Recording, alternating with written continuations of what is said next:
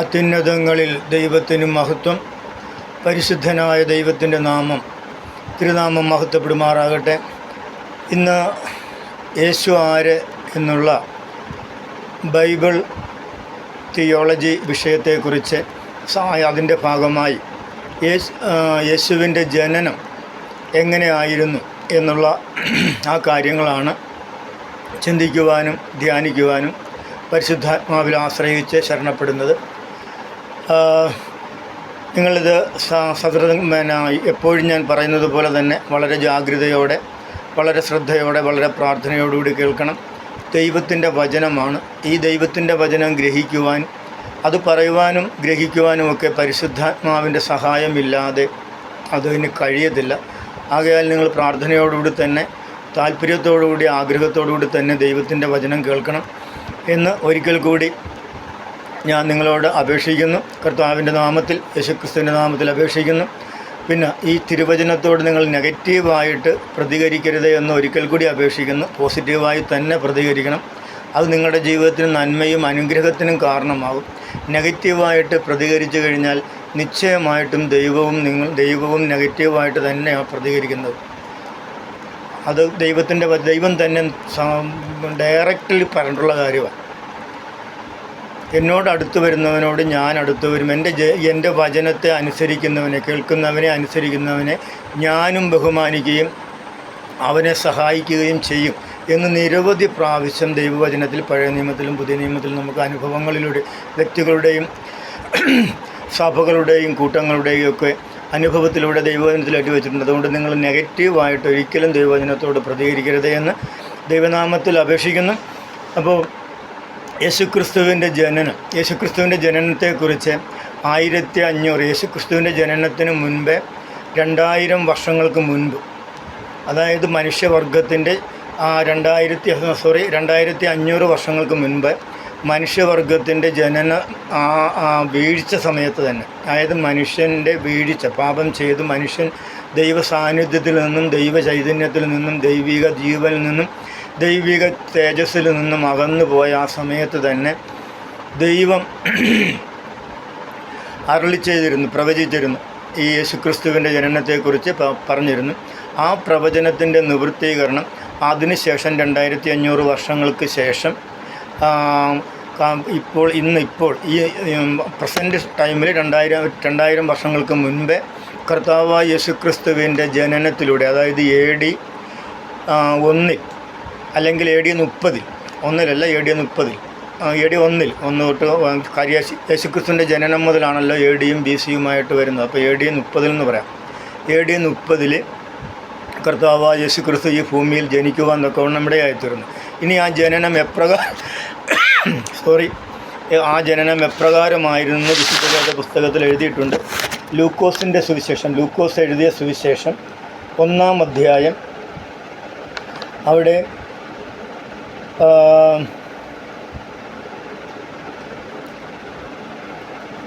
1-ാം അധ്യായം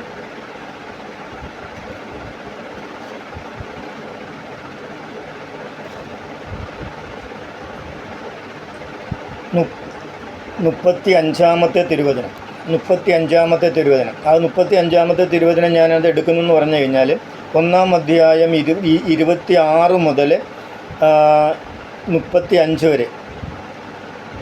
35 വരെയുള്ള തിരുവചനത്തിൽ ഈ കാര്യം വളരെ വ്യക്തമായി, എങ്ങനെയാണ് യേശുക്രിസ്തുവിൻ്റെ ജനനം നടന്നത്, അല്ലെങ്കിൽ യേശുക്രിസ്തു ഈ ഭൂമിയിലേക്ക് വന്നത് എങ്ങനെയാണ്. ജനനമല്ല, കാര്യം കർത്താവ് തന്നെ, യേശുക്രിസ്തു തന്നെ പറഞ്ഞ് ഞാൻ വന്നതാണ് എന്നാണ് പറഞ്ഞത്. അപ്പം വരികയാണ് ചെയ്തത്, ജനനമല്ല. പിന്നെ നമ്മൾ ജനനം ശിശുവായിരിക്കുമ്പോൾ ഒരു സ്ത്രീയുടെ ഗർഭപാത്രത്തിൽ നിന്ന് ഒരു ശിശുവിൻ്റെ വളർച്ച പൂർത്തിയാക്കി അത് ആ കുഞ്ഞ് വെളി വരുന്നതിനാണ് നമ്മൾ ജനനം എന്ന് പറയുന്നത്, അല്ലെങ്കിൽ പ്രസവം എന്ന് പറയുന്നത്. അതുകൊണ്ട് ഞാൻ ജനനം എന്ന് പറഞ്ഞതേ ഉള്ളൂ. പക്ഷേ കർത്താവ് തന്നെ അതിനെക്കുറിച്ച് പറഞ്ഞിരിക്കുന്നത്, ഞാൻ സ്വർഗത്തിൽ നിന്ന് ഇറങ്ങി വന്ന ജീവനുള്ള അപ്പമാകുന്നു, ഞാൻ സ്വർഗത്തിൽ നിന്ന് വന്നവനാകുന്നു എന്ന് യോഹന്നാൻ്റെ സുവിശേഷത്തിൽ നിരവധി പ്രാവശ്യം, യോഹന്നാൻ എഴുതിയ സുവിശേഷത്തിൽ നിരവധി പ്രാവശ്യം പറഞ്ഞിട്ടുണ്ട്. അപ്പോൾ നമുക്കിവിടെ വായിക്കാം. ലൂക്കോസിൻ്റെ സുവിശേഷം 1-ാം അധ്യായം 35-ാം തിരുവചനം. കുറുവാക്യമായിട്ട് ഞാൻ അതാണ് വായിക്കുന്നത്. ആ വാക്യത്തിൽ നിന്നുകൊണ്ടാണ് മറ്റുള്ള കാര്യങ്ങളിലേക്കും, മറ്റുള്ള തിരുവചന ഭാഗങ്ങളിലേക്കും പ്രവചന ഭാഗങ്ങളിലേക്കൊക്കെ പോകുവാൻ കർത്താവിൽ ആഗ്രഹിക്കുന്നത്.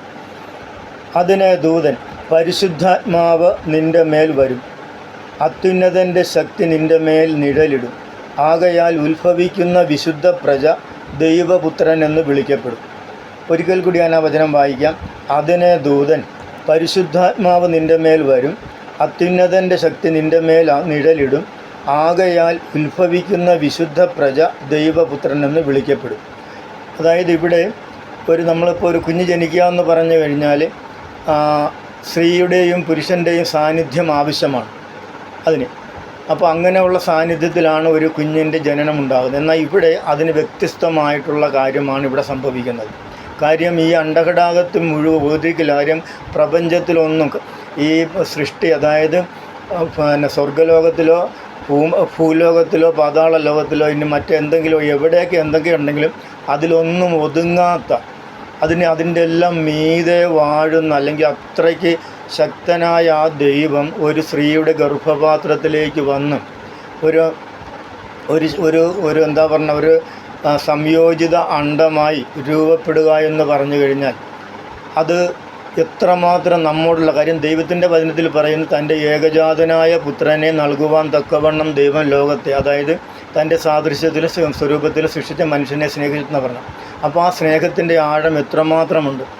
ഇത്രയും മഹാനായ, അല്ലെങ്കിൽ നമ്മുടെ ബുദ്ധിക്ക്, മനുഷ്യൻ്റെ ബുദ്ധിക്ക് ചിന്തിക്കുവാൻ അപ്രമേയനായ ആ ദൈവം ഒരു സ്ത്രീയുടെ ഗർഭപാത്രത്തിലേക്ക് താണിറങ്ങി ഒതുങ്ങി വന്നു, തന്നെത്താൻ താഴ്ത്തി ഒതുങ്ങി വരിക എന്ന് പറഞ്ഞാൽ മനുഷ്യനോട് ദൈവത്തിനുള്ള സ്നേഹം എത്രമാത്രം അധികമാണെന്ന് നിങ്ങൾ തന്നെ ഒന്ന് ചിന്തിച്ചുകൊള്ളുക. കാര്യം ദൈവത്തിൻ്റെ ആ പ്രമാദിത്യം, ആ മഹാനായ, അല്ലെങ്കിൽ എന്താ അതിനെക്കുറിച്ച് നമുക്ക് പറയാൻ കഴിയും. കാര്യം നമ്മൾ ദൈവത്തെക്കുറിച്ചൊരു നിർവചനം, കാര്യം അദ്ദേഹം തിരുവചനത്തിൽ പറയുന്ന അങ്ങ് ഇവിടെയെങ്ങും, കാര്യം ഭൂലോകത്തിലല്ല, സ്വർഗ്ഗലോകത്തിലെ ഭൂലോകം എല്ലാം നിറഞ്ഞു നിൽക്കുന്നവനാണ്.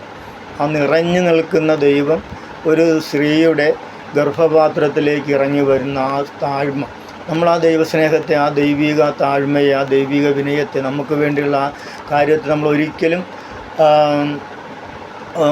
നിസ്സാരമായിട്ട്, അല്ലെങ്കിൽ ഒരു എന്താ പറയണത്, ഒരു താഴ്ത്തിക്കെട്ടലായിട്ടോ ഒന്നും നമ്മൾ കാണരുത്. അതിൻ്റേതായിട്ടുള്ള പ്രാധാന്യം കൊടുക്കണമെന്ന് നിങ്ങളോട് ഞാൻ ദൈവനാമത്തിൽ അപേക്ഷിക്കുകയാണ്. അപ്പോൾ അത്യുന്നതൻ്റെ ശക്തി നിൻ്റെ മേൽ, അതായത് ദൈവത്തിൻ്റെ ശക്തിയാലാണ് പരിശുദ്ധാത്മാവിനാൽ കർത്താവ് ദൈവമാകുന്ന വചനമാകുന്ന ദൈവം മറിയയുടെ ഗർഭപാത്രത്തിൽ ഉരുവാകുന്നത് എന്ന് ഈ തിരുവചനത്തിലൂടെ നിങ്ങൾക്ക് മനസ്സിലായി കാണുമെന്ന് ഞാൻ വിശ്വസിക്കുന്നു. അങ്ങനെ തന്നെയാണ് ദൈവവചനം. ഉവ്വ എന്നും അല്ല എന്നുമാണ്. ദൈവം പൊഷ്ക്ക് പറയത്തില്ല. ഇനി ഈ സ്ത്രീയുടെ സന്തതി, അതായത് ഇപ്പം നമ്മളിത് പുരുഷനെ അറിയുന്നില്ല, ഇപ്പോൾ പറയുന്നുണ്ട്, ഇതിൻ്റെ മുകളിൽ പറയുന്നുണ്ട്, ഞാൻ പുരുഷനെ അറിയായികയാൽ ഇതെങ്ങനെ സംഭവിക്കും എന്ന് മറിയ ദൂതനോട് ചോദിക്കുന്നുണ്ട്. ഞാൻ പുരുഷനെ അറിയാം, കാര്യം വിവാഹം നിശ്ചയം കഴിഞ്ഞ കന്യകയാണ്. യോസഫുമായിട്ട് വിവാഹം നിശ്ചയിച്ചിരിക്കുന്ന കന്യകയാണ്. അവൾ പുരുഷനെ അറിഞ്ഞിട്ടില്ല. അപ്പം ആ പുരുഷനെ അറിയാത്ത ആളാണ്. അപ്പം അതെങ്ങനെ സംഭവിക്കുമെന്ന് ചോദിച്ചപ്പോഴത്തേക്ക് പറഞ്ഞത്, ഇപ്രകാരമാണ് യേശു ജനിക്കുന്നത് എന്ന്. അത്യുന്നതൻ അവൻ നിൻ്റെ മേൽ വരും, അത്യുന്നതൻ്റെ ശക്തി നിൻ്റെ മേൽ നിഴലിടും, ആകയാൽ ഉത്ഭവിക്കുന്ന വിശുദ്ധ പ്രജ. ഉത്ഭവിക്കുന്നത് സാധാരണ ശിശുവല്ല, വിശുദ്ധനായ ദൈവം തന്നെയാണ്. ദൈവമായ മനുഷ്യൻ, അതാണ് പ്രജയെന്ന് പറയുന്നത്. വിശുദ്ധ പ്രജ, ദൈവമായ മനുഷ്യൻ, ദൈവപുത്രൻ എന്ന് വിളിക്കപ്പെടും. കണ്ട, ദൈവമായ മനുഷ്യൻ ദൈവപുത്രൻ എന്ന് വിളിക്കപ്പെടും എന്ന് പറയും. അപ്പം അത് സ്ത്രീയിൽ നിന്ന് ഉത്ഭവിക്കുന്നു എന്നുള്ളത് നമുക്ക് മനസ്സിലായി കാണുമല്ലോ. ഇനി അതിന് മുൻപായിട്ട് നമ്മൾ 26-ാം വാക്യം മുതൽ അടുത്തത് ഈ സ്ത്രീയിൽ നിന്ന് ഉത്ഭവിക്കുന്നത്. അപ്പോൾ ഈ സ്ത്രീയിൽ നിന്ന് ഉത്ഭവിക്കുന്നതിൻ്റെ പ്രവചനം നമ്മൾ കാണണം. ഞാൻ പറഞ്ഞല്ലോ, 2500 വർഷങ്ങൾക്ക് മുൻപേ, ക്രിസ്തുയേശുവിൻ്റെ ജനനത്തിന് 2500 വർഷങ്ങൾക്ക് മുൻപേ ഉണ്ടായിരുന്ന പ്രവചനമാണ്. ദൈവം തന്നെ തൻ്റെ സാദൃശ്യത്തിലും സ്വരൂപത്തിലും സൃഷ്ടിച്ച മനുഷ്യനോട് വാഗ്ദാനം ചെയ്ത വാഗ്ദാന നിവൃത്തീകരണമാണ് ഇവിടെ സംഭവിക്കുന്നത്. അത് നമുക്ക് കാണാൻ കഴിയുന്നെന്ന് പറഞ്ഞു കഴിഞ്ഞാൽ ഉൽപ്പത്തി പുസ്തകം 3-ാം അധ്യായം 15-ാം തിരുവചനമാണ്. 15-ാം തിരുവചനം ഞാൻ നിനക്കും സ്ത്രീക്കും നിൻ്റെ സന്തതിക്കും അവളുടെ സന്തതിക്കും തമ്മിൽ ശത്രുത്വം ഉണ്ടാക്കും. കണ്ടോ? നിൻ്റെ സന്തതിക്കും അവളുടെ സന്തതിക്കും, അവളുടെ സന്തതി എന്ന് പറഞ്ഞാൽ കാര്യം പുരുഷൻ്റെ സന്തതിയല്ല, സ്ത്രീയുടെ സന്തതി. കണ്ടോ? അവളുടെ സന്തതിക്കും 15-ാം വാക്യമാണ് ഉൽപ്പത്തി പുസ്തകം 3-ാം അധ്യായം 15-ാം വാക്യം. അപ്പം ദൈവം പറഞ്ഞ ആ തിരുവാഗ്ദത്തം നിവൃത്തീകരിഞ്ഞത് അതിനുശേഷം 2500 വർഷങ്ങൾക്ക് ശേഷം ഇവിടെ നിവൃത്തീകരിക്കപ്പെട്ടു. ലൂക്കോസിൻ്റെ സുവിശേഷം 1-ാം അധ്യായം 35-ാം വാക്യത്തിൽ വന്നപ്പോഴത്തേക്ക് ആ കാര്യം അവിടെ നിവർത്തിക്കപ്പെടുവാൻ തക്കവണ്ണം ഇടയായിത്തീർന്നു. ഇനി യേശുക്രിസ്തുവിൻ്റെ ജനനത്തിന് മുൻപേ 750-800 വർഷങ്ങൾക്കിടയിൽ ജീവിച്ചിരുന്ന യെശയ്യാ പ്രവാചകൻ എന്ന പ്രവാചകൻ ഈ കാര്യത്തെക്കുറിച്ച് യെശയ്യാ പ്രവാചകനിലൂടെ പരിശുദ്ധാത്മാവ് എഴുതി വച്ചിട്ടുണ്ട്. 7-ാം അധ്യായത്തിൽ 14-ാമത്തെ തിരുവചനമാണ്. യെശയ്യാ പ്രവചനം 7-ാം അധ്യായം 14-ാം തിരുവചനമാണ് ആ കാര്യം പറഞ്ഞിരിക്കുന്നത്. അതായത് അതിൻ്റെ 2-ാം ഭാഗത്തിലാണ് കന്യക ഗർഭിണിയായി, അതായത് 14-ാം വാക്യത്തിൻ്റെ 2-ാം ഭാഗം, കന്യക ഗർഭിണിയായി ഒരു മകനെ പ്രസവിക്കും, അവന് ഇമ്മാനുവേൽ എന്ന് പേർ വിളിക്കും. കണ്ടോ? കന്യക ഗർഭിണിയായ. അപ്പം വിവാഹം നിശ്ചയം, ഇവിടെ നമ്മൾ ലൂക്കോസിൻ്റെ സുവിശേഷത്തിൽ കണ്ടു, വിവാഹം കഴിക്കാത്ത വിവാഹ നിശ്ചയം കഴിഞ്ഞ കന്യകയായ സ്ത്രീയായിരുന്നു മറിയ. ആ മറിയയിലാണ് കർത്താവായ യേശുക്രിസ്തുവിൻ്റെ ദൈവത്തിൻ്റെ പരിശുദ്ധാത്മാവിൻ്റെ ശക്തിയാലും ദൈവത്തിൻ്റെയും പരിശുദ്ധാത്മാവിൻ്റെയും ശക്തിയാൽ വിശുദ്ധ പ്രജ അഥവാ ദൈവപുത്രൻ രൂപം കൊണ്ടത് എന്ന് നമുക്കിവിടെ ഈ പ്രവചന നിവൃത്തി, കന്യക ഗർഭിണിയായി ഒരു മകനെ പ്രസവിക്കുമെന്നുള്ള ആ പ്രവചന നിവൃത്തി ഇവിടെ നിവൃത്തിയായി. കണ്ടോ? ഈ യെശയ്യാ പ്രവാചകൻ ജീവിച്ചിരുന്ന കാലഘട്ടം എന്ന് പറയുന്നത് BC 700-750 BC 750-800 കാലഘട്ടത്തിലാണ് യെശയ്യാ പ്രവാചകൻ്റെ ജീവിതകാലം. അപ്പോൾ ആ സമയത്ത് പ്രവചിച്ച കാര്യമാണ് ഈ ഇവിടെ തിരുവചനത്തിൽ പരിശുദ്ധാത്മാവ് എഴുതി വച്ചിരിക്കുന്നത്. ഇനി അതുപോലെ തന്നെ ഇപ്പോൾ ജനനത്തിൻ്റെ ആ കാര്യം ഈ മനസ്സിലാക്കാണുള്ളത്. ഇതുപോലെ തന്നെ പിന്നെയും വളരെ തിരുവചനങ്ങളുണ്ട്. പഴയ നിയമത്തിൽ പ്രവചന ഭാഗങ്ങളുണ്ട്. ആ ഭാഗം നിങ്ങൾക്ക് കാര്യം ബോധ്യപ്പെടാൻ വേണ്ടി സമയത്തിൻ്റെ പരിമിതി ഉള്ളതുകൊണ്ട് എല്ലാ തിരുവചനങ്ങളും വായിച്ച് വ്യാഖ്യാനിക്കാനായിട്ട് വെറുതിരിക്കുവാനായിട്ട് സമയത്തിൻ്റെ കുറവുണ്ട്. അതുകൊണ്ട് അതിലേക്ക് ഞാൻ കടക്കുന്നില്ല. അതുകൊണ്ട് നിങ്ങൾക്കിപ്പോൾ കാര്യം മനസ്സിലായി കാണുമെന്ന് വിചാരിക്കുന്ന പ്രവചന നിവൃത്തിയായിരുന്നു. ദൈവത്തിൻ്റെ ആ പ്രവചന നിവൃത്തി ഇവിടെ പൂർണ്ണമായി. ഇനി അടുത്തതെന്ന് പറഞ്ഞു കഴിഞ്ഞാൽ അടുത്ത കാര്യം അടുത്തതായിട്ട് വരുന്നത് യേശുക്രിസ്തുവിൻ്റെ ജനനത്തെക്കുറിച്ച് നിങ്ങളോട് ഞാൻ പറഞ്ഞു. ഇപ്പോൾ ദൈവത്തിൻ്റെ കൃപയാൽ പറഞ്ഞു കഴിഞ്ഞു. ആ ജനനം എങ്ങനെയായിരുന്നു, എപ്രകാരമായിരുന്നു, എന്തായിരുന്നു ജനനത്തിൻ്റെ ഉദ്ദേശം, എപ്രകാരമായിരുന്നു ജനനം എന്നുള്ള കാര്യങ്ങളെക്കുറിച്ചൊക്കെ പറഞ്ഞു കഴിഞ്ഞു. പിന്നെ അടുത്തതെന്ന് പറഞ്ഞു കഴിഞ്ഞാൽ സ്ത്രീയുടെ സന്തതി എന്നുള്ളതിന് അതിനുള്ള തെളിവുകളും കാര്യങ്ങളും പറഞ്ഞു കഴിഞ്ഞു. ഇനി നമുക്ക് മത്തായിയുടെ സുവിശേഷം, മത്തായി എഴുതിയ സുവിശേഷം 1-ാം അധ്യായം 16-ാമത്തെ തിരുവചനം. മത്തായി എഴുതിയ സുവിശേഷം 1-ാമത്തെ അധ്യായം 16-ാമത്തെ തിരുവചനം. അവിടെ കാണുന്നുണ്ട്, അവിടെ ഈ മറിയയുടെ ഭർത്താവ് യാക്കോബ് മറിയയുടെ ഭർത്താവായ യോസഫിൻ്റെ, അതായത് യാക്കോബ് മറിയയുടെ ഭർത്താവായ യോസഫിനെ ജനിപ്പിച്ചു. അതായത് യോസഫിൻ്റെ പിതാവ് യാക്കോബാണെന്ന് പറയുന്നതാണ് ഇവിടെ ഈ അധ്യായത്തിൽ മുഴുവനും തലമുറകളെക്കുറിച്ചുള്ള വിവരണമാണ് അവിടെ വന്നിരിക്കുന്നത്. അപ്പോൾ ഇവിടെ വന്നിട്ട് പറയുന്നത് യാക്കോബ്, അതായത് മറിയയുടെ ഭർത്താവായ യോസഫിൻ്റെ അപ്പൻ യാക്കോബ്. അപ്പോൾ യോസഫിനെ ജനിപ്പിച്ചു, അവളിൽ നിന്നും യോസഫിനെ ജനിപ്പിച്ചു. അപ്പോൾ ഈ യോസഫാണ് മറിയയുടെ ഭർത്താവ്. പക്ഷേ ഇവിടെ പറയുന്നത് അവിടെയെല്ലാം ബാക്കിയെല്ലാം ഇതിൽ പറയുന്നത് അവനിൽ നിന്ന് അതായത് പുരുഷനിൽ നിന്ന് ജനിച്ചു എന്നാണ് പറയുന്നത്. അതിൻ്റെ ആദ്യ ഭാഗങ്ങൾ നിങ്ങൾ വായിച്ചു നോക്കിക്കഴിഞ്ഞാൽ പുരുഷനിൽ നിന്ന് ജനിച്ചു, അവനിൽ നിന്ന് ജനിച്ചു എന്നാണ് പറയുന്നത്. പക്ഷേ ഇവിടെ വരുമ്പോൾ യാക്കോബ് മറിയയുടെ ഭർത്താവായ യോസഫിനെ ജനിപ്പിച്ചു. അത് കഴിഞ്ഞിട്ട് പറയുന്ന അവളിൽ നിന്ന് ക്രിസ്തു എന്നു പേരുള്ള യേശു ജനിച്ചു. അവളിൽ, അതായത് യോസഫിൻ്റെ ഭാര്യയായ മറിയയിൽ നിന്നും യേശു ക്രിസ്തു ജനിച്ചു. അവളിൽ നിന്നും, അതായത് യോസഫിന് അതിനകത്ത് യാതൊരുവിധ പങ്കുമില്ല എന്നാണ് പരിശുദ്ധാത്മാവ് എഴുതി വച്ചിരിക്കുന്നത്. അതുകൊണ്ട് നമ്മൾ നേരത്തെ വായിച്ചല്ലോ എങ്ങനെയായിരുന്നു അതിൻ്റെ ഒന്നുകൂടി ഉറപ്പ് വരുത്താൻ വേണ്ടിയാണ് ഞാൻ ഈ ഭാഗം കൂടി വായിച്ചത്. അപ്പം അവളിൽ നിന്ന്, അതായത് സ്ത്രീയിൽ നിന്നും ക്രിസ്തു എന്ന് പേരുള്ള യേശു ജനിച്ചു. അപ്പം ഇത് നിങ്ങൾക്ക് മനസ്സിലായി കാണുമെന്ന് വിചാരിക്കുന്നു. അപ്പം അതിലേക്ക് ഇനിയും കൂടുതലായിട്ട് വിവരിക്കുന്നില്ല, കാര്യങ്ങൾ മനസ്സിലായി കാണും എന്ന് വിചാരിക്കുകയാണ്. നിങ്ങൾക്കിനി തിരുവചനം അതിൻ്റെ പിന്നിൽ നിങ്ങൾ പഠിച്ചും വായിക്കുകയും പഠിക്കുകയും ചെയ്യുമ്പോഴത്തേക്ക്, അല്ലെങ്കിൽ എന്നിലൂടെ തന്നെ ആ കാര്യങ്ങൾ പിന്നീടുള്ള വീഡിയോസിലുണ്ടാവും. അപ്പോൾ നിങ്ങൾ ശ്രദ്ധിച്ചിരുന്നാൽ കൂടുതലായിട്ട് പഠിക്കുവാനായിട്ട് കഴിയും. ഇപ്പോൾ തൽക്കാലം ഇത്രയും മാത്രമേ ഈ ജനനത്തിൻ്റെ ആ കാര്യത്തെക്കുറിച്ച് ഞാൻ പറയുന്നുള്ളൂ. ഇനി ഇതിലെന്ന് പറഞ്ഞു കഴിഞ്ഞാൽ രാജാവായിട്ട്, അതായത് ഇവിടെ രാജാവായിട്ട് ജനിച്ച, അതിനു മുൻപ് രാജാവായിട്ട് യാഗമായി തീരുവാൻ, അതായത് അനേകരുടെ തൻ്റെ സാദൃശ്യത്തിലും സ്വരൂപത്തിലും സൃഷ്ടിച്ച മനുഷ്യൻ്റെ പാപപരിഹാരത്തിനായി യാഗമായി തീരുവാൻ, അതായത് മരിക്കുവാൻ വേണ്ടി, ക്രൂരമായ കാര്യം, ദൈവത്തിൻ്റെ നീതിക്ക് തക്കവണ്ണം ശിക്ഷ അനുഭവിച്ച് വളരെ ക്രൂരമായി മരിക്കുവാനായിട്ട് വന്ന ഏക വ്യക്തിയേ ഉള്ളൂ. അത് യേശുക്രിസ്തു എന്ന വ്യക്തി മാത്രമാണ്. തിരുവചനത്തിൽ അത് പറയുന്നുണ്ട്. ഞാനിത് കഴിഞ്ഞ എപ്പിസോഡിലൊക്കെ കഴിഞ്ഞ ഭാഗങ്ങളിലൊക്കെ ആ കാര്യങ്ങളെക്കുറിച്ച് പറയുന്നുണ്ടെങ്കിലും ഒന്ന് ഓർപ്പിച്ചെന്ന് മാത്രമേ ഉള്ളൂ. അതായത് യാഗമായി തീരാൻ, മരിക്കാൻ വേണ്ടി ജനിച്ച വ്യക്തി, അനേകർക്ക് വേണ്ടി മരിക്കാൻ, അനേകരുടെ പാപങ്ങൾ വഹിച്ചുകൊണ്ട്, മനുഷ്യവർഗത്തിൻ്റെ മുഴുവൻ പാപങ്ങളും, മനുഷ്യൻ ചെയ്ത പാപം നിമിത്തം ശപിക്കപ്പെട്ട ഭൂമിയും പ്രപഞ്ചങ്ങളും സകല സൃഷ്ടികളുടെയും ശാപങ്ങൾ നീക്കുന്നതിന് വേണ്ടിയും മരിക്കാൻ വേണ്ടി ജനിച്ച ഏക വ്യക്തിയേ ഉള്ളൂ. അത് ദൈവമായ കർത്താവായ യേശുക്രിസ്തുവാണ്. ഇനി രണ്ടാമത്തെ ഒരു കാര്യം പറയാനായിട്ട്, രാജാവായി ജനിച്ചവൻ ഏക വ്യക്തി, മനുഷ്യവർഗത്തിൽ ഏക വ്യക്തിയേ ഉള്ളൂ. അതും കർത്താവായ യേശുക്രിസ്തുവാണ്. മറ്റുള്ള രാജാക്കന്മാരൊക്കെ ഉണ്ട്, രാജകുമാരന്മാരൊക്കെ ഉണ്ട്. പക്ഷെ അവരൊക്കെ രാജകുമാരന്മാരാണ്.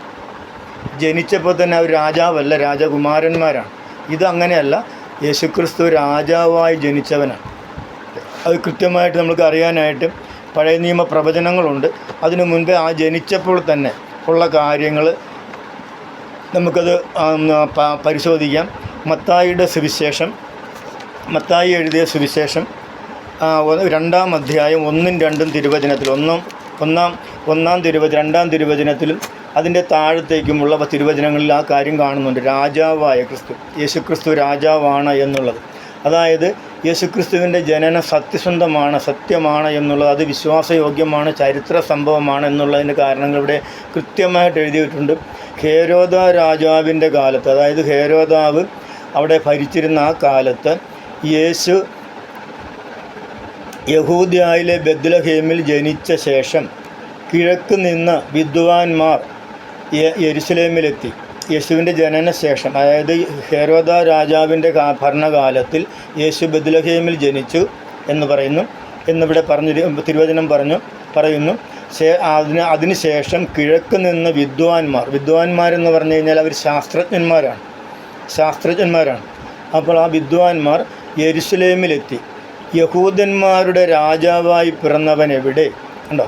യഹൂദന്മാരുടെ രാജാവായി പിറന്നവൻ എവിടെ? ഞങ്ങൾ അവൻ്റെ നക്ഷത്രം കിഴക്ക് കണ്ട് അവനെ നമസ്കരിപ്പാൻ വന്നിരിക്കുന്നു എന്ന് പറഞ്ഞു. അപ്പോൾ യഹൂദന്മാരുടെ രാജാവായി പിറന്നവൻ, ഉണ്ടോ? അപ്പോൾ രാജാവായി പിറന്നവൻ ഏക വ്യക്തിയേ ഉള്ളൂ. ഈ യാഗമായി തീരുവാൻ തൻ്റെ മുഴുവൻ മനുഷ്യവർഗത്തിൻ്റെയും, മനുഷ്യവർഗം മൂലം ശപിക്കപ്പെട്ട സകല ദൈവ സൃഷ്ടികളുടെയും ആ ശാപമോക്ഷത്തിനായും പാപമോക്ഷത്തിനായും പാപപരിഹാരത്തിനായും യാഗമായി തീരുവാൻ, മരിക്കുവാൻ വേണ്ടി വന്ന ഏക വ്യക്തി കർത്താവായ യേശുക്രിസ്തു മാത്രമാണ്. രാജാവായി ജനിച്ചപ്പോൾ തന്നെ രാജാവായി ജനിച്ച വ്യക്തിയും കർത്താവായ യേശുക്രിസ്തു മാത്രമാണ്. തിരുവചനം നിങ്ങൾ കണ്ടല്ലോ. ഇനി നമുക്ക് ആ വചനം തന്നെ, ഇപ്പോൾ ഇത് തന്നെ നമ്മൾ യെശയ്യാവിൻ്റെ പ്രവചനം 7-ാം അധ്യായത്തിൽ, 7-ാം അധ്യായം യെശയ്യാവിൻ്റെ പ്രവചനം, രാജാവായി പിറന്നവൻ, അതിന് മുൻപായിട്ട് ഞാൻ ഒരു കാര്യം കൂടി ഇത് പറഞ്ഞിട്ടെടുക്കാം. യെശയ്യാ പ്രവചനം 7-ാം അധ്യായം 5 മുതൽ 7 വരെയുള്ള വാക്യങ്ങൾ, തിരുവചനങ്ങൾ. യെശയ്യാ പ്രവചനം 7-ാം അധ്യായം 5 മുതൽ 7 വരെയുള്ള തിരുവചനങ്ങൾ. യെശയ്യാ പ്രവചനം 5 മുതൽ 7 വരെയുള്ള തിരുവചനങ്ങൾ 7-ാം അധ്യായം കേട്ടോ, 7-ാം അധ്യായത്തിലാണ് ആ കാര്യം കിടക്കുന്നത്.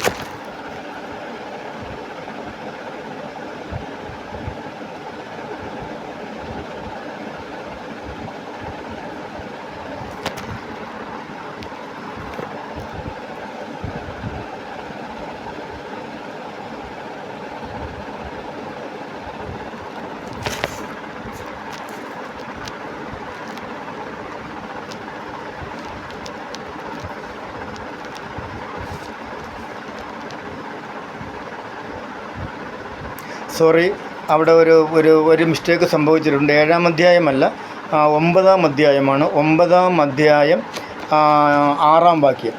9-ാം അധ്യായം 6-ാം വാക്യത്തിലാണ് യേശുക്രിസ്തു രാജാവായിട്ട് യേശുക്രിസ്തു ജനിക്കുമെന്നുള്ള പ്രവചനം കിടക്കുന്നത്. 9-ാം അധ്യായം യശയ്യാ പ്രവചനം 9-ാം അധ്യായം 6-ാം വാക്യത്തിലാണ് യേശുക്രിസ്തു രാജാവായി തന്നെയല്ല, ആ വചനത്തിൽ പല കാര്യങ്ങൾ പറയുന്നുണ്ട്. യേശുക്രിസ്തു ആരായിട്ടൊക്കെയാണ് വരാൻ പോകുന്നതെന്ന് കൃത്യമായിട്ട് പറയുന്നുണ്ട്. 9-ാം അധ്യായം യശയ്യാ പ്രവചനം 9-ാം അധ്യായം 6-ാം വാക്യം മുതൽ അവിടെ പറയുന്ന ഇതാണ്: നമുക്കൊരു ശിശു ജനിച്ചിരിക്കുന്നു, നമുക്കൊരു മകൻ നൽകപ്പെട്ടിരിക്കുന്നു, ആധിപത്യം അവൻ്റെ തോളിന്മേലിരിക്കും, അവൻ അത്ഭുത മന്ത്രി, വീരനാം ദൈവം, നിത്യപിതാവ്, സമാധാന പ്രഭു എന്ന് വിളിക്കപ്പെടും. കണ്ടോ? അപ്പോൾ ജനിച്ചപ്പോൾ തന്നെ ഇത്രയും കാര്യങ്ങളോടുകൂടിയാണ് യേശുക്രിസ്തു ജനിക്കുന്നത്. യശയ്യാ പ്രവചനം എന്ന് പറഞ്ഞാൽ നേരത്തെ പറഞ്ഞല്ലോ, യേശുക്രിസ്തുവിൻ്റെ ജനനത്തിന് 750-800 വർഷങ്ങൾക്ക് മുൻപേ ജീവിച്ചിരുന്നയാളാണ് യശയ്യാ പ്രവചനം. അപ്പോൾ അന്ന് പ്രവചിച്ച കാര്യമാണ്, ദൈവത്തിൻ്റെ പരിശുദ്ധാത്മാവ് ജനത്തെ അറിയിച്ച കാര്യമാണ്. പിന്നെ അവിടെ പിന്നെയും പറയുന്നുണ്ട്, സമാധാന പ്രഭു എന്ന് വിളിക്കപ്പെടും. അവൻ്റെ ആധിപത്യത്തിൻ്റെ വർധനയ്ക്കും സമാധാനത്തിനും അവസാനം, അതായത് വർധനയ്ക്കും സമാധാനത്തിനും അവസാനമുണ്ടാകുകയില്ല. ദാവീദിൻ്റെ സിംഹാസനത്തിലും അവൻ്റെ രാജ്യത്വത്തിലും ഇന്നു മുതൽ എന്നേക്കും അവൻ അതിനെ ന്യായത്തോടും നീതിയോടും കൂടെ സ്ഥാപിച്ച് നിലനിർത്തും. സൈന്യങ്ങളുടെ യഹോവയുടെ തീക്ഷ്ണത അതിനെ നിവർത്തിക്കും. കർത്താവ് യാക്കോബിൽ ഒരു വചനം അയച്ചു, അത് ഇസ്രായേലിന്മേൽ വീണുമിരിക്കുന്നു.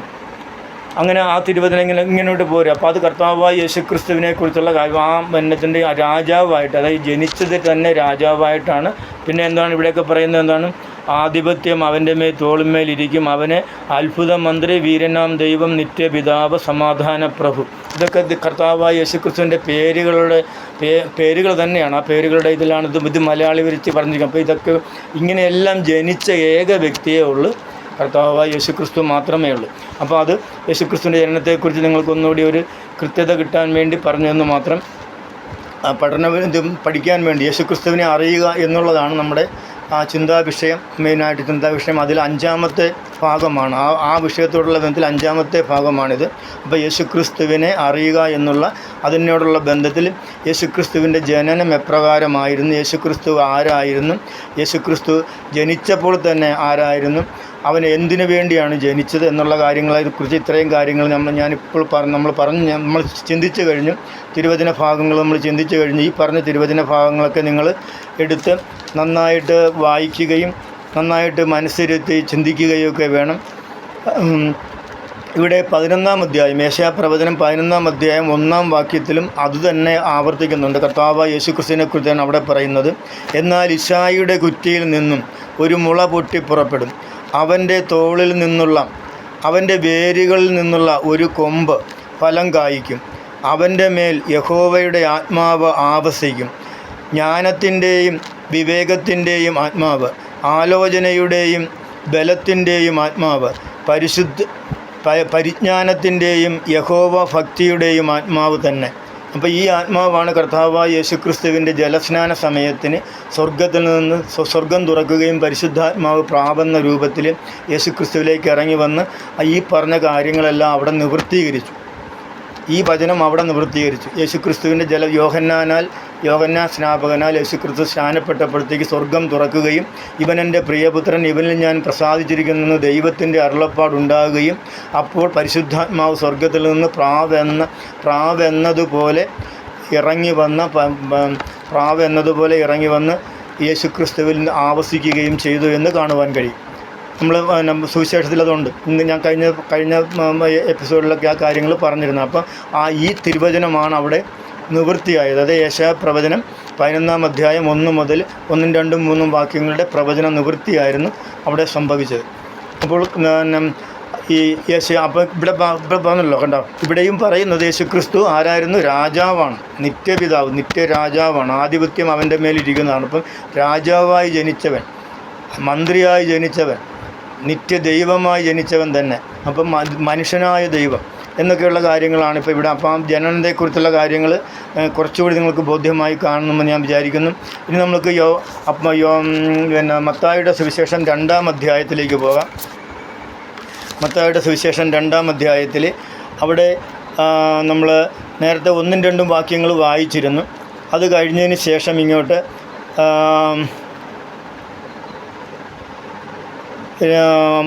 ഒക്കെയും ഭ്രമിച്ചു ജനത്തിൻ്റെ മഹാപുരോഹിതന്മാരും ശാസ്ത്രിമാരും എല്ലാവരും കൂട്ടിവരും. അതായത് ഈ മഹാന്മാർ, അതായത് കാലത്തെ കിഴക്കുനിന്ന് വിദ്വാൻമാരുടെ സന്ദർശനം കൊട്ടാരത്തിലുണ്ടായപ്പോഴത്തേക്ക് അതിനെക്കുറിച്ച് ചർച്ച ചെയ്യുവാനായിട്ട് അവിടുത്തെ മന്ത്രിമാരും കാര്യങ്ങളൊക്കെ രാജാവ് വിളിച്ചുകൂട്ടി കഴിഞ്ഞിട്ട് അവരോട് ചോദിക്കുന്നതാണ്, യേശു എവിടെയാണ്, ക്രിസ്തു എവിടെയാണ് ജനിക്കുന്നത് എന്ന് ചോദിക്കുകയാണ്. അപ്പോൾ അവർ പറയുകയാണ്, അവർ പഴയ നിയമ പുസ്തകങ്ങൾ പരിശോധിച്ചിട്ട് അവർ പറയുന്നതാണ്, പഴയ നിയമ പ്രവചന നിവൃത്തീകരണം, പഴയ നിയമത്തിൽ പറഞ്ഞിരിക്കുന്ന യേശുക്രിസ്തുവിൻ്റെ ജനനത്തെക്കുറിച്ച് പറഞ്ഞിരിക്കുന്ന ഭാഗങ്ങളെക്കുറിച്ച് അവർ പറയുകയാണ്. അവർ അവനോട് യഹൂദായിലെ ബെത്ലഹേമിൽ തന്നെ, അതായത് കൂട്ടിവരുത്തി, ക്രിസ്തു എവിടെയാകുന്നു ജനിക്കുന്നത്. ഞാൻ വായിക്കുന്നത് 4-ാം വാക്യമാണ്. ക്രിസ്തു എവിടെയാണ് ജനിക്കുന്നത് എന്ന് അവരോട് രാജാവ് ചോദിച്ചു. അവർ അവനോട് യഹൂദയായിലെ ബെത്ലഹേമിൽ തന്നെ, അതായത് യഹൂദയായിലെ ബെത്ലഹേമിലാണ് യേശുക്രിസ്തു ജനിക്കുന്നതെന്ന് പഴയ നിയമത്തിൽ പ്രവചനത്തിലുണ്ട്. ആ കാര്യമാണ് അവിടെ എഴുതിയിരിക്കുന്നത്. എങ്ങനെയാണ് യഹൂദ്യ, ആ പ്രവചന ഭാഗം ഇങ്ങനെയാണ്: യഹൂദ്യ ദേശത്തിലെ ബെത്ലഹേമേ, നീ യഹൂദ്യ പ്രഭുക്കന്മാരിൽ ഒട്ടും ചെറുതല്ല. എൻ്റെ ജനമായ ഇസ്രയേലിനെ മേയ്പ്പാനുള്ള തലവൻ നിന്നിൽ നിന്നും പുറപ്പെടും. കണ്ട, തലവൻ അതായത് രാജാവ് നിന്നിൽ നിന്ന് പുറപ്പെടും. അപ്പോൾ ജനിച്ചപ്പോൾ തന്നെ രാജാവായി ജനിച്ചവൻ നിന്നിൽ നിന്ന് പുറപ്പെടും എന്നിങ്ങനെ പ്രവാചകൻ മുഖാന്തരം എഴുതിയിരിക്കുന്നു എന്ന് പറഞ്ഞു. അപ്പം നമ്മളിവിടെ ആ ജനനത്തെക്കുറിച്ച് അവരും പറഞ്ഞു. അതായത് അവിടുത്തെ വേദ പണ്ഡിതന്മാരാണ്, അപ്പം അവിടുത്തെ ആ കാലഘട്ടങ്ങളിൽ, അതായത് 2500 2021 വർഷം മുമ്പ് ജീവിച്ചിരുന്ന വേദ പണ്ഡിതന്മാരും വേദശാസ്ത്രികളും ഒക്കെയാണ് ഈ സംഘത്തിലുള്ളത്, ഈ രാജാവിൻ്റെ ആ സംഘത്തിലുള്ളത്. അവരാണ് അവർ പഠിച്ച കാര്യങ്ങളാണ്, പഴയ നിയമത്തിൽ നിന്ന് പഠിച്ച് നിശ്ചയം പ്രാപിച്ച കാര്യങ്ങളാണ് അവർ പറയുന്നത്. ഇതിൽ മാറ്റമില്ല, സത്യമാണത്, വിശ്വസിക്കുവാൻ യോഗ്യമായ വചനം തന്നെയാണിത്, അങ്ങനെ തന്നെയാണ്. അപ്പോൾ രാജാവായിട്ട് പിറന്നവൻ, പിറവിയിലെ തന്നെ രാജാവായിട്ട് പിറന്നവനാണ് കർത്താവായ യേശു ക്രിസ്തു എന്നുള്ള കാര്യം. ഇനി ഇത് ഇരമ്യാ പ്രവാചകൻ്റെ പുസ്തകത്തിലാണ് ഈ കാര്യം എഴുതിയിരിക്കുന്നത്. ഈ യെശയ്യാ പ്രവചനം കഴിഞ്ഞ് അതിൻ്റെ അടുത്ത പുസ്തകമാണ് ഇരമ്യാ പ്രവചനം. ആ പുസ്തകത്തിലാണ് ഈ കാര്യം പറഞ്ഞിരിക്കുന്നത്. ഇനി മത്തായി 2:17, മത്തായി എഴുതിയ സുവിശേഷം 2:17 പറയുന്നുണ്ട്. അവിടെയും ഒരു പ്രവചന നിവൃത്തീകരണത്തെക്കുറിച്ചാണ് പറയുന്നത്. വിദ്വാൻമാർ തന്നെ കളിയാക്കിയെന്ന് ഹേരോദാവ് കണ്ടു വളരെ കോപിച്ചു. വിദ്വാൻമാരോട് ചോദിച്ചറിഞ്ഞ കാലത്തിന് ഒത്തവണ്ണം 2 വയസ്സും താഴെയുമുള്ള ആൺകുട്ടികളെ ഒക്കെയും ബെത്ലഹേമിലും അതിൻ്റെ എല്ലാ അതിരുകളിലും ആളയച്ച് കൊല്ലിച്ചു. അപ്പോൾ ഹേരോദാവ് രാജാവ് ഈ യേശുക്രിസ്തു യഹൂദന്മാരുടെ രാജാവിനെ കൊല്ലുവാനായിട്ട്, ആ കുഞ്ഞിനെ കൊല്ലുവാൻ ഒരു തീരുമാനമെടുത്ത് അതിന് വിളംബരവും പുറപ്പെടുവിച്ചിരുന്നു. പക്ഷേ അതിന് കഴിഞ്ഞില്ല. അതിന് കഴിഞ്ഞില്ല. ആ വിളംബരത്തെക്കുറിച്ചാണ് ഇവിടെ പറയുന്നത്. കുഞ്ഞുങ്ങളെയെല്ലാം 2 വയസ്സിന് താഴെയുള്ള കുഞ്ഞുങ്ങളെയെല്ലാം കൊല്ലുവാനായിട്ടുള്ള ഒരു വിളംബരം പുറപ്പെടുവിച്ചു. അതിന് കാരണമെന്ന് പറഞ്ഞു കഴിഞ്ഞാൽ, ഈ യേശുവിനെ കാണുവാൻ വന്ന വിദ്വാൻമാരോട് ഹേരോദാവ് പറഞ്ഞിരുന്നു, യേശുക്രിസ്തുവിനെ കൊല്ലുവാനുള്ള ദുരുദ്ദേശത്തോടുകൂടി പറഞ്ഞിരുന്നു, നിങ്ങൾ യേശുക്രിസ്തുവിനെ പോയി കണ്ട് നമസ്കരിച്ച് മടങ്ങി വന്ന് എന്നെ അറിയിക്കണം, ഞാനും പോയി അവനെ നാം ബഹുമാനിക്കേണ്ടതുണ്ട് എന്ന് പറഞ്ഞ് ചതിവോടുകൂടി പറഞ്ഞിരുന്നു. എന്നാൽ പരിശുദ്ധാത്മാവ് അവരോട് പറഞ്ഞു, നിങ്ങൾ വന്ന വഴി പോകാതെ മറ്റൊരു വഴിക്ക് തിരിഞ്ഞു പോകണം, ഹേരോദ രാജാവിനെ കാണുവാൻ രാജകൊട്ടാരത്തിലേക്ക് കടന്നു പോകരുതെന്ന് പറഞ്ഞു. അങ്ങനെ പരിശുദ്ധാത്മാവിൻ്റെ നിർദ്ദേശപ്രകാരം അവർ മറ്റൊരു വഴിയിലേക്ക് തിരിഞ്ഞു പോകുവാൻ തക്കവണ്ണം ഇടയായി തീർന്നു. അപ്പോൾ അങ്ങനെ അത് മനസ്സിലാക്കിയ ഹേരോദാവാണ് പിന്നീട് താൻ കബളിപ്പിക്കപ്പെട്ടു എന്ന് ബോധ്യപ്പെട്ടപ്പോഴത്തേക്ക് പുറപ്പെടുവിച്ച ഒരു ഉത്തരവാണ് ഇവിടെ കാണുന്നത്. ഈ ഉത്തരവ് പഴയ നിയമത്തിൽ പറഞ്ഞിരിക്കുന്ന ഒരു പ്രവചനത്തിൻ്റെ നിവൃത്തിയാണ്. അവിടെ കാണുന്നതാണ് റാമായിൽ പ്രവചനം ഇങ്ങനെയാണ്: റാമായിൽ ഒരു ശബ്ദം കേട്ടു, കരച്ചിലും വലിയ നിലവിളിയും തന്നെ. റാഹേൽ മക്കളെ ചൊല്ലി കരഞ്ഞു, അവർ ഇല്ലായികയാൽ ആശ്വാസം കൈക്കൊള്ളുവാൻ മനസ്സില്ലായിരുന്നു എന്ന് യിരെമ്യാ പ്രവാചകൻ മുഖാന്തരം അരുളി ചെയ്തത് അന്ന് നിവൃത്തിയായി. അപ്പോൾ ഇതും ഈ പ്രവചനവും യിരെമ്യാ പ്രവചനത്തിലൂടെ പ്രവാചകനാണ് പ്രവചിച്ചത്. ഈ കുഞ്ഞുങ്ങളെ കൊല്ലുന്ന യേശുക്രിസ്തുവിൻ്റെ ജനനത്തിന് ശേഷം 2 വയസ്സിന് താഴെയുള്ള കുഞ്ഞുങ്ങളെയെല്ലാം കൊല്ലും എന്നുള്ള, യേശുക്രിസ്തുവിനെ കൊല്ലുവാനുള്ള ഉദ്ദേശത്തോടുകൂടി കൊല്ലും എന്നുള്ള പ്രവചനം യിരെമ്യാ പ്രവാചകനാണ് നടത്തിയത്. അപ്പോൾ ഈ പ്രവചനവും അന്ന് നിവൃത്തീകരിച്ചു. ഈ രാജാവിൻ്റെ ആ കൽപ്പന പ്രകാരം 2 വയസ്സിനും താഴേക്കുള്ള ആൺകുഞ്ഞുങ്ങളെയെല്ലാം യഹൂദിയായാലും ബെത്ലഹേമിലും യെരുശലേമിലും സമീപ പ്രദേശങ്ങളിലുള്ള എല്ലാ കുഞ്ഞുങ്ങളെയും കൊന്നുകളയുവാൻ തക്കവണ്ണം ഇടയായിത്തീർന്നു. അനേകം കുഞ്ഞുങ്ങൾ അങ്ങനെ, ആൺകുഞ്ഞുങ്ങൾ അങ്ങനെ മരിക്കുവാൻ തക്കവണ്ണം ഇടയായിത്തീർന്നു. അത് ചരിത്രം സാക്ഷീകരിക്കുന്ന കാര്യമാണ്. അപ്പോൾ ഇതാണ് യേശുക്രിസ്തുവിൻ്റെ ജനനത്തെക്കുറിച്ചുള്ള തിരുവചനങ്ങളുടെ ഭാഗം. അപ്പോൾ നിലവിളി. ഇനി മത്തായിയുടെ സുവിശേഷം തന്നെ 4-ാം അധ്യായത്തിലേക്ക് നമ്മൾ കടന്നു വരികയാണ്. 4-ാം അധ്യായം 14 മുതൽ 16 വരെയുള്ള തിരുവചനങ്ങൾ. 4-ാം അധ്യായം 14 മുതൽ 16 വരെയുള്ള തിരുവചനങ്ങൾ.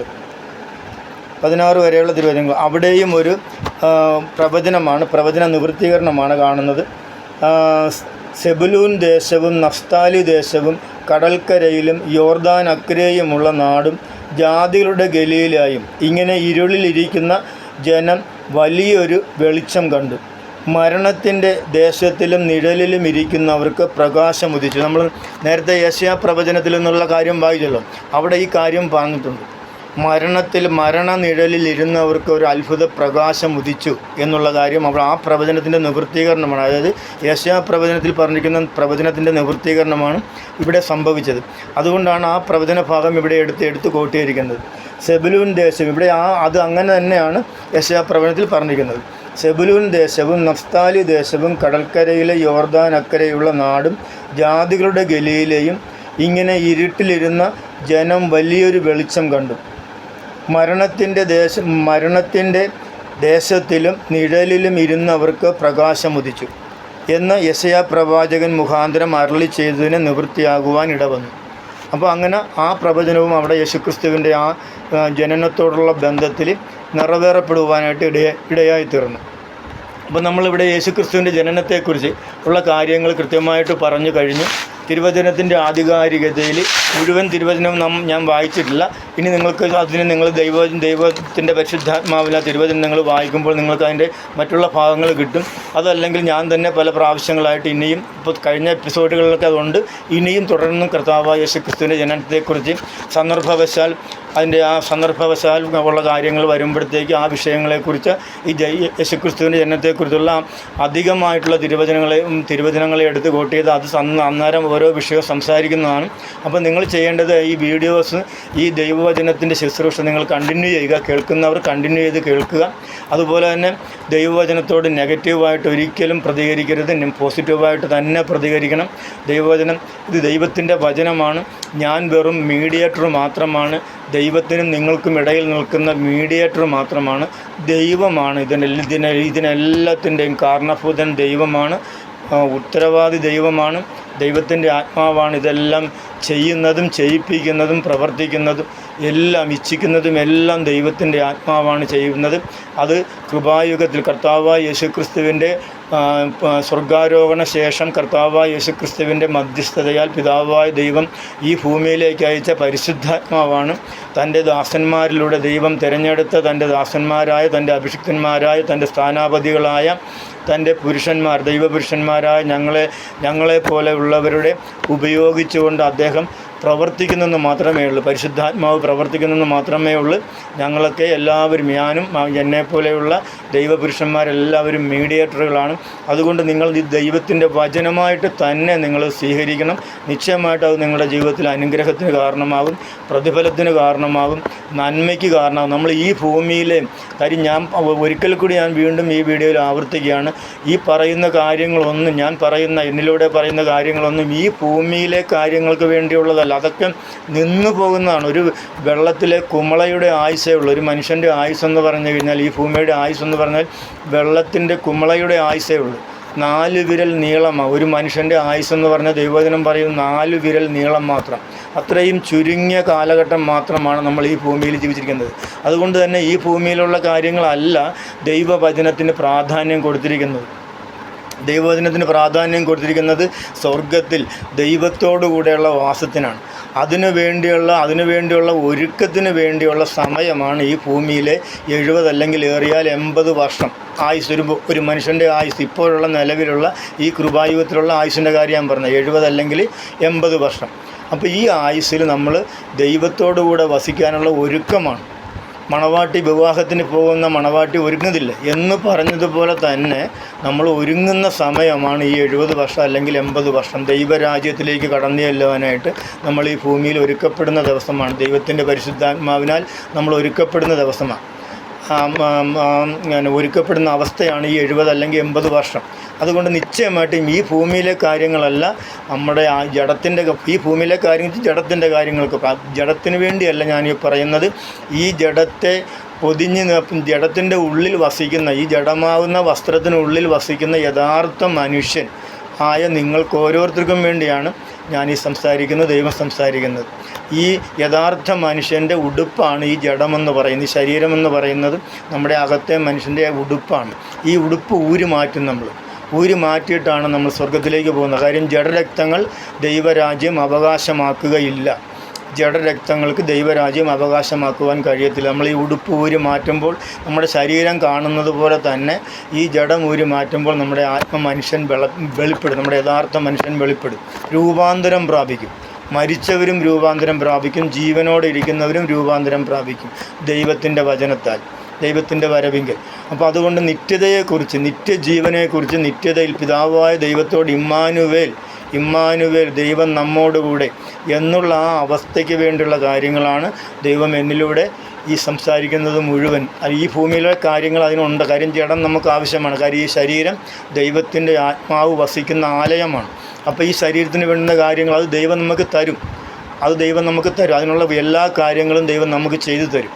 കാര്യം ഞാൻ ആദ്യം പറഞ്ഞല്ലോ, ദൈവം മനുഷ്യനെ തൻ്റെ സാദൃശ്യത്തിലും സ്വരൂപത്തിലും സൃഷ്ടിച്ചപ്പോഴത്തേക്ക് അവൻ ആവശ്യമായതെല്ലാം ഒരുക്കി വെച്ചതിന് ശേഷമാണ് ദൈവം മനുഷ്യനെ സൃഷ്ടിച്ചത് എന്ന് പറഞ്ഞതുപോലെ തന്നെ ഇപ്പോഴും നമ്മൾ ആദ്യം അവൻ്റെ രാജ്യവും നീതിയും അന്വേഷിക്കുകയും അതോടുകൂടെ മനുഷ്യന് ആവശ്യമുള്ളതൊക്കെയും ദൈവം തരും. നമ്മുടെ പിതാവായ ദൈവത്തിന് അറിയാം നമുക്ക് എന്തൊക്കെയാണ് ആവശ്യമുള്ളതെന്ന് നന്നായിട്ട് ദൈവത്തിനറിയാം. അതൊക്കെ അതാത് സമയങ്ങളിൽ ദൈവം നമുക്ക് തരും. ആദ്യം അവൻ്റെ രാജ്യവും നീതിയും അന്വേഷിക്കുവിൻ. അപ്പോൾ പ്രിയപ്പെട്ടവരെ, ദൈവത്തിൻ്റെ രാജ്യവും നീതിയും അന്വേഷിപ്പാൻ ദൈവത്തിൻ്റെ പരിശുദ്ധാത്മാവ് ഈ വചനങ്ങൾ നിങ്ങൾക്ക് സഹായിക്കട്ടെ. ഈ വചനങ്ങളാൽ ദൈവം സഹായിക്കട്ടെ. തുടർന്നുള്ള കാര്യങ്ങൾ, അതായത് ഇപ്പോൾ യേശുക്രിസ്തുവിൻ്റെ ജനനത്തെക്കുറിച്ച് ഇപ്പോൾ ഞാൻ സംസാരിച്ചു ഈ വീഡിയോയിൽ. അതാണ് ഈ ഭാഗത്തെ 5-ാം ഭാഗത്ത് അതാണ് പറഞ്ഞത്. ഇനി അടുത്ത ഭാഗം എന്ന് പറയുന്നത് യേശുക്രിസ്തുവിൻ്റെ ജീവിതം, അതായത് ഈ ജനനശേഷം യേശുക്രിസ്തുവിൻ്റെ ജീവിതത്തെക്കുറിച്ചാണ് അടുത്ത ഭാഗത്തിൽ പറയാൻ പോകുന്നത്. അത് കേൾക്കുക. കറണ്ട് പോയതാണ്. എനിക്കിവിടെ മറ്റ് സംവിധാനങ്ങളില്ല. ഇൻവെർട്ടറോ UPS മറ്റും ജനറേറ്ററൊന്നുമില്ല. അപ്പോൾ നിങ്ങൾക്കിവിടെ എൻ്റെ പിക്ചർ കിട്ടത്തില്ല. അപ്പം വെട്ടമില്ലാത്തതുകൊണ്ടാണ് പിക്ചർ കിട്ടാത്തത്. അപ്പം നിശ്ചയമായിട്ടും ഞാൻ വെളിയിലേക്ക് നോക്കട്ടെ. വെളിയിൽ സൂര്യപ്രകാശം, മഴയും കാര്യങ്ങളൊക്കെ ഉണ്ട്, മഴക്കാറൊക്കെ ഉണ്ട്. അപ്പം വെളിയിൽ പ്രകാശം ഉണ്ടാകുമോ എന്നറിയത്തില്ല, എങ്കിലും നോക്കാം. അപ്പം ഞാൻ പറഞ്ഞല്ലോ ഇത്രയും കാര്യങ്ങൾ. അപ്പം നമ്മൾ പറഞ്ഞു നിർത്തിയത് എവിടെയാണ്? ഓക്കെ. അപ്പം ദൈവത്തിൻ്റെ ആ വചനം, നമ്മൾ ദൈവത്തിൻ്റെ വചനത്തോട് നമ്മൾ നന്നായിട്ട് ഈ നെഗറ്റീവായിട്ട് ഒരിക്കലും പ്രതികരിക്കരുത്. പോസിറ്റീവായിട്ട് തന്നെ പ്രതികരിക്കണം. പോസിറ്റീവായിട്ട് പ്രതികരിച്ചെങ്കിൽ മാത്രമേ നമുക്കത് പ്രയോജനമായിട്ട്, അനുഗ്രഹമായിട്ട് വരത്തുള്ളൂ. ഈ അനുഗ്രഹമായിട്ട് തീരുവാനായിട്ട് നിങ്ങളെ സഹായിക്കട്ടെ. ആ പ്രാർത്ഥന ഞാൻ എല്ലാ പ്രാവശ്യവും പ്രാർത്ഥനയുണ്ട്. ആ പ്രാർത്ഥന കേൾക്കുവാനായിട്ട് ദൈവത്തെ സന്നിധിയിൽ പ്രാർത്ഥനയും രക്ഷാവചനത്തെക്കുറിച്ചും രക്ഷിക്കപ്പെടുന്ന, അതായത് പാപത്തിൻ്റെ ശമ്പളമായ നിത്യമരണത്തിൽ നിന്നും മോചനം പ്രാപിക്കുന്ന രക്ഷാവചനവും കഴിഞ്ഞ എപ്പിസോഡുകളൊക്കെ നിങ്ങൾ കേട്ട് കാണും.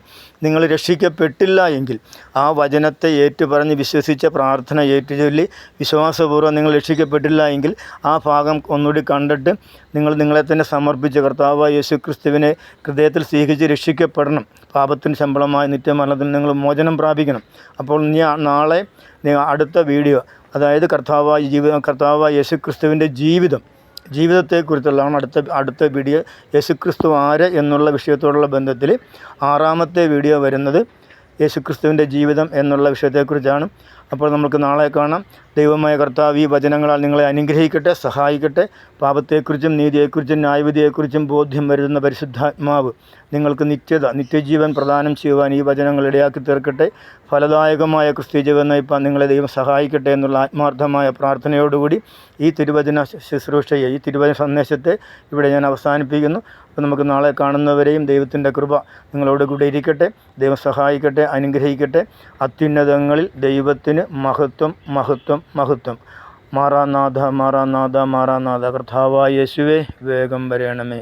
ആമേൻ, ആമേൻ, ആമേൻ.